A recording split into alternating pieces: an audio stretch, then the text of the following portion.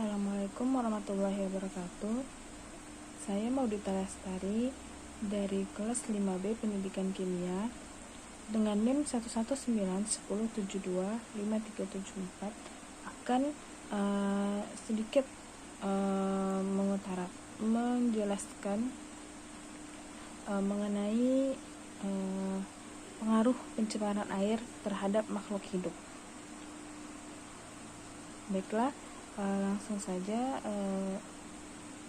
Pengertian pencemaran air menurut Peraturan Pemerintah Nomor 82 Tahun 2001 PP 82 2001 tentang pengendalian pencemaran air. Yang dimaksud dengan pencemaran air adalah masuk atau dimasukkannya makhluk hidup, zat, energi, atau komponen lain di dalam air oleh kegiatan manusia, sehingga kualitas air menurun sampai ke titik yang menyebabkan tidak lagi berfungsi sesuai dengan peruntukannya. Nah, dari penjelasan tersebut dapat disimpulkan bahwa pencemaran air itu merupakan peristiwa masuknya zat atau komponen lain di dalam perairan. Dari definisi tadi ada beberapa hal penting yang berkaitan dengan pencemaran, yaitu yang pertama, kegiatan manusia itu merupakan penyebab dari pencemaran air tersebut. Kemudian yang kedua, pencemaran air itu terlihat dari menurunnya kualitas air tersebut. Yang ketiga, baku mutu dan fungsi pembentukan air menjadi dasar dalam pembentukan tingkat pencemaran air.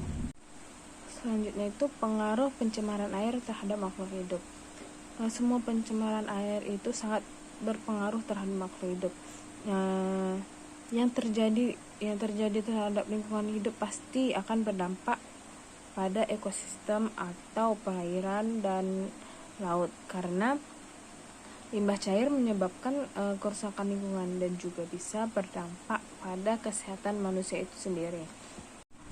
Selanjutnya, faktor dari ketidaktersediaan air bersih. Yang pertama itu faktor alam. Faktor ini biasanya disebabkan secara alamiah sesuai kondisi yang memang sulit untuk didapatkan air. Jadi kurangnya ketersediaan air atau bahkan tidak tersedianya air. Yang kedua, faktor manusia.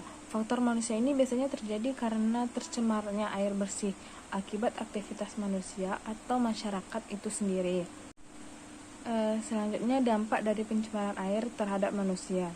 Biasanya warga yang mendiami daerah sekitar sumber air rentan terkena penyakit akibat adanya zat-zat yang merugikan tubuh. Jadi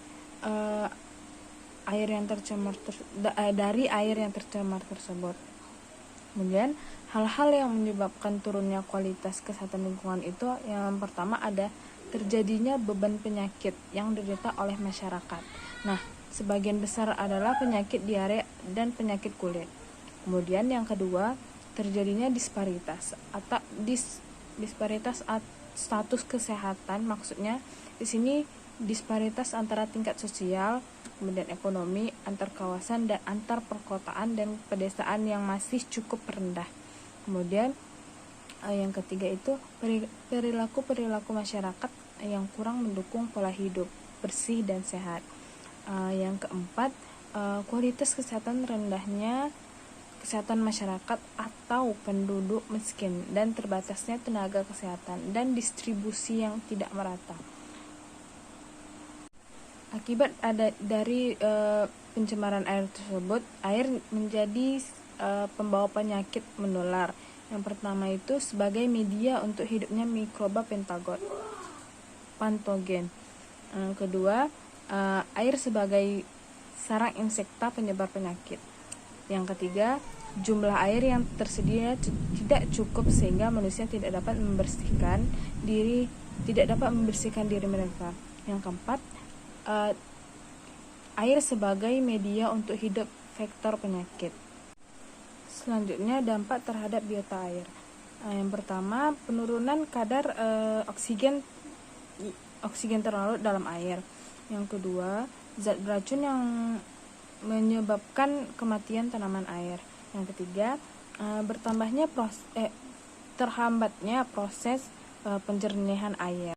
Kemudian terhadap estetika lingkungan. Yang pertama, bau menyengat yang ditimbulkan dapat merusak estetika lingkungan. Yang kedua, limbah minyak atau lemak menyebabkan licin. Yang ketiga, limbah deterjen atau sabun yang menghasilkan busa juga dapat merusak estetika lingkungan. Selanjutnya, penanggulangan atau solusi dari pencemaran air.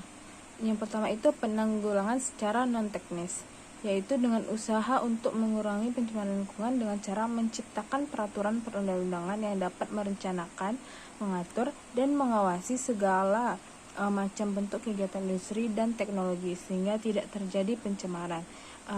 Kemudian secara teknis di sini dengan bersumber pada perlakuan industri terhadap perlakuan